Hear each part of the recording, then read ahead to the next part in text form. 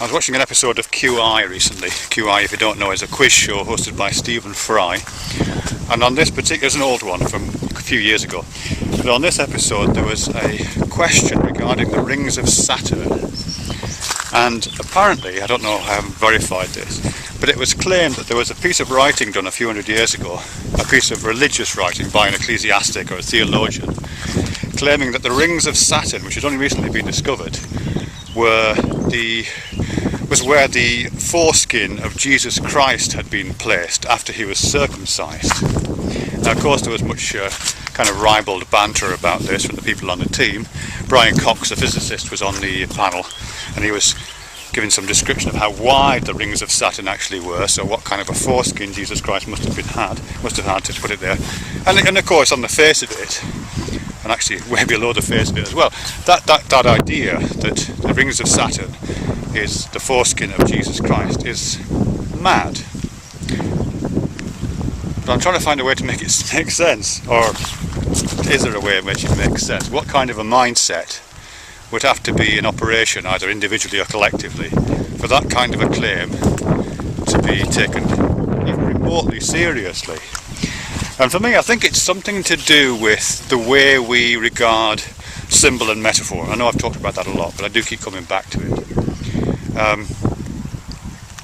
Because symbol and metaphor and analogy and all those kind of things play a major role in our lives. We don't think they do, but you know, I've talked about before, they do. They're not just aspects of poetic flourish, they completely populate our language and thought. We couldn't think at all. We certainly wouldn't have the kind of consciousness that we have now if our language and our thought wasn't replete with that. And we wouldn't be able to manage rationalism. That kind of poetic use of, or even just mention of symbol and metaphor and poetics is often seen as the opposite of rational, logical thought. But it's not. You know, even logic and rational thought is an aspect of symbolic, metaphorical, analogical thinking as well. You know, that's a special genre of poetry. So poetry that works, the poetry of reality, as Richard Dawkins said. So it's not that these things are in opposition. They're not. Where am I going with this? Oh yeah. So okay. So we've got this. So a lot of our lives, probably 99% of our lives, is spent not in the world of things, but in the world of symbols and metaphors and analogies. Even whilst I'm just walking down this lane at the moment, this everyday quotidian activity that I'm involved in right now, which is just going out from a morning walk, is, and although I seem to be completely involved in the material world, which of course I am, my understanding, my consciousness is operating in this material world through those poetic tropes, through those gestures, you know, and I can't not have it that way. It's just not to the foreground of my thinking. When I think about these things, when I make a closer examination of the world around me, you know, when I look at plants around me, or the shape of the architecture of these buildings. So I just wipe the lens. Bloody wind's picking up again. Anyway, when I talk about these things, or when I think about these things, the way I tend to think about them now, the properties of these things that I focus on, tends to be those ones that are amenable to that particular genre of poetry that we call rational, logical, scientific, or empirical thought, that little sliver of rationality that's that we have available to us. But that's not the only way. You know, I could be looking at these things for their symbolic content. That could be the most important thing around me right now. I could be drawing, allowing my attention to fall onto those things. That could be the predominant mode of experiencing the world, the authorized one, the one that we consider to give a high value to. And in, I think, many societies, and historically in our society too, that has been the mode. If you were any kind of thinker at all, and you wanted to examine the world rather than just walking through it, and you wanted to reflect upon your experience, you probably wouldn't reflect upon it in terms of the chemical composition of the stuff in these nettles that makes it sting when you touch them, or the Latin names of these various plants and the animals that live within them. You probably wouldn't go into that kind of mode of thinking. If you wanted to be self-reflective, or reflective of your experience, you'd go into it on an analogical, metaphorical level.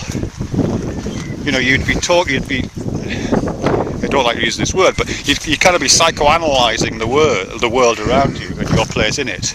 That's what scholarship would be like for you, and kind of still is for some people. If you're doing certain kinds of critical analysis and cultural analysis and anthropology almost, then you kind of get into that.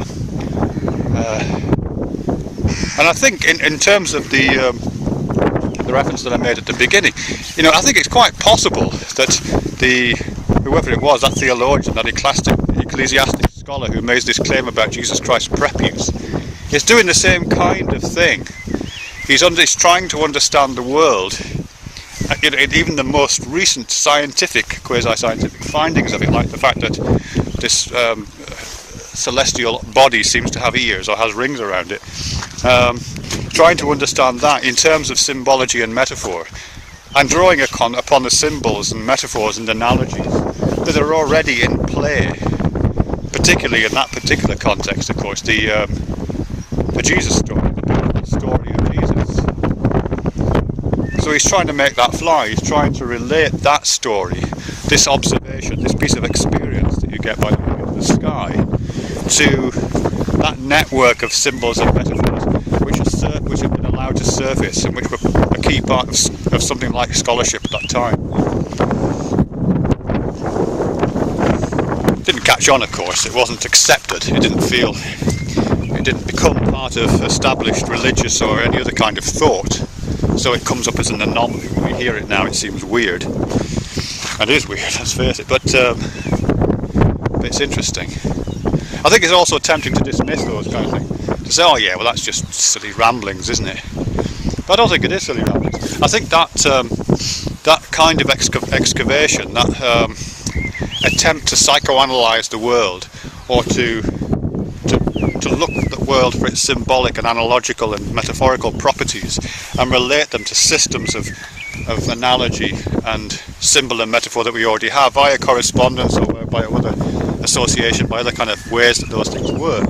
I think that's really interesting, and I think we disregard it at our peril, actually, because those things are happening to us individually and culturally, whether we want to accept that or not. So looking at the world through the eyes of a different kind of poet than the authorised poets of science, or the socially acceptable poets of kind of organised religions, is something that should be available to more of us, I think. I guess we're all artists in that sense, so I'm making a plea that we're all kind of artists. Anyhow, pissing with